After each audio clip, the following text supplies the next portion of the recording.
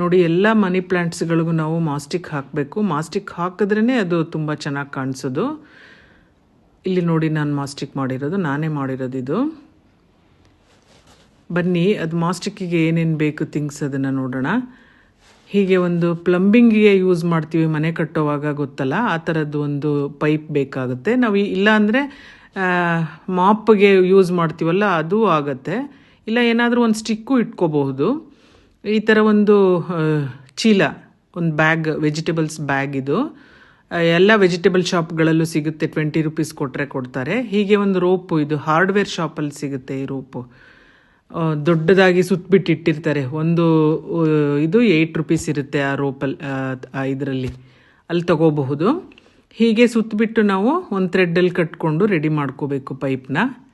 ಈ ವೆಜಿಟೇಬಲ್ಸ್ ಬ್ಯಾಗ್ನ ಈ ಥರ, ಮತ್ತು ಎಂಡಲ್ಲಿ ಇಷ್ಟು ಉದ್ದ ಬಿಡಬೇಕು. ಅದು ಏನಂತ ಅಂದರೆ ಪಾಟ್ ಒಳಗೆ ಮಣ್ಣಲ್ಲಿ ಹಾಕೋದಕ್ಕೆ ಅದು ಬೇಕಾಗುತ್ತೆ. ಸೊ ಆ ಥ್ರೆಡ್ ತೊಗೊಂಡು ಈ ಥರ ನಾವು ಸುತ್ಕೋತಾ ಹೋಗಬೇಕು. ಆ ಚೀಲ ಕಟ್ಕೊಂಡಿರ್ತೀವಲ್ಲ ಪೈಪ್ಗೆ, ಅದಕ್ಕೆ ಹೀಗೆ ಈ ಥ್ರೆಡ್ನ ಸುತ್ಕೋತಾ ಹೋಗಬೇಕು. ಒಂದು ಸ್ವಲ್ಪನೂ ಗ್ಯಾಪ್ ಇಲ್ಲದ ಹಾಗೆ ಸುತ್ಕೊಳ್ತಾ ಹೋಗಬೇಕು. ಸುತ್ತೋದಕ್ಕೆ ಒಂದು 20 ಮಿನಿಟ್ಸ್ ಬೇಕಾಗ್ಬೋದು ಅಷ್ಟೇ, ಜಾಸ್ತಿ ಟೈಮ್ ಏನು ಬೇಕಿಲ್ಲ. ಬಟ್ ನೀಟಾಗಿ ಸುತ್ಕೋಬೇಕು. ಗ್ಯಾಪ್ ಇಲ್ಲದೆ ಸುತ್ಕೊಂಡ್ರೆ ಅದು ನೋಡೋದಕ್ಕೂ ಚೆನ್ನಾಗಿರುತ್ತೆ ಮತ್ತು ಡ್ಯೂರಬಿಲಿಟಿನೂ ಇರುತ್ತೆ. ನಾವು ಶಾಪ್ಸಲ್ಲಿ ತಗೊಳ್ಳೋ ಮಾಸ್ಟಿಕ್ಗಳು ಅಷ್ಟು ಒಂದು ಸಾರಿ ನಾವು ಪ್ಲ್ಯಾಂಟ್ ಅದು ಹಾಳಾದ ಮೇಲೆ ಕಿತ್ಬಿಟ್ರೆ ಅದು ಡ್ಯೂರಬಿಲಿಟಿ ಇರಲ್ಲ, ಅದು ಮತ್ತೆ ರಿಯೂಸ್ ಮಾಡೋದಕ್ಕಾಗೋದಿಲ್ಲ. ಇದು ನಾವು ಮನೇಲಿ ಮಾಡ್ಕೊಳ್ಳೋ ಮಾಸ್ಟಿಕ್ ಹೇಗಿರುತ್ತೆ ಅಂತ ಅಂದರೆ 4 to 5 ಇಯರ್ಸ್ ಒಂದು ಪ್ಲ್ಯಾಂಟ್ಗೆ ನಾವು ಯೂಸ್ ಮಾಡಿದ್ರು ಅದನ್ನು ರಿಮೂವ್ ಮಾಡಿ ನಾವು ಇನ್ನೊಂದು ಪ್ಲ್ಯಾಂಟ್ಗೆ ಯೂಸ್ ಮಾಡಬಹುದು. ಆ ಥರ ತುಂಬ ಚೆನ್ನಾಗಿರುತ್ತೆ, ಹಾಳಾಗೋದೇ ಇಲ್ಲ ಅದು. ನಾನು ನಮ್ಮನೇಲಿರೋ ಮಾಸ್ಟಿಕ್ಗಳ ಮನಿ ಪ್ಲ್ಯಾಂಟ್ಸ್ಗಳಿಗೆಲ್ಲ ಈ ಥರನೇ ಮಾಸ್ಟಿಕ್ ಮಾಡ್ಕೊಂಡಿರೋದು.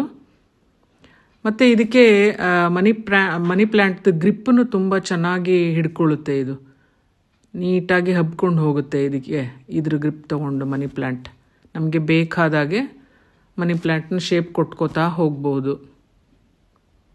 ಯಾವುದೇ ಕ್ರೀಪರ್ಸ್ ಆದರೂ ಅಷ್ಟೇ ಹೀಗೆ ನಾವು ಮನೆಯಲ್ಲೇ ಮಾಡಿಕೊಂಡ್ರೆ ತುಂಬ ಚೆನ್ನಾಗಿರುತ್ತೆ. ನೋಡಿ ಎಷ್ಟು ಚೆನ್ನಾಗಿದೆ, ಎಷ್ಟು ಬೇಗ ಆಯಿತು, ನೋಡೋದಕ್ಕೂ ಎಷ್ಟು ಚೆನ್ನಾಗಿ ಕಾಣಿಸುತ್ತೆ. ನಾನು ಹೀಗೆ 2 ಮಾಸ್ಟಿಕ್ಗಳನ್ನ ಮಾಡ್ತಾಯಿದ್ದೀನಿ.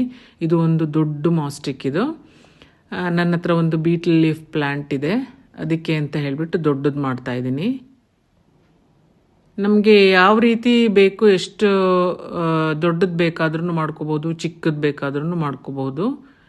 ಪ್ಲ್ಯಾಂಟ್ ಹೇಗಿರುತ್ತೆ ಹಾಗೆ ನಾವು ಮಾಸ್ಟಿಕ್ನ ಮಾಡ್ಕೋಬಹುದು.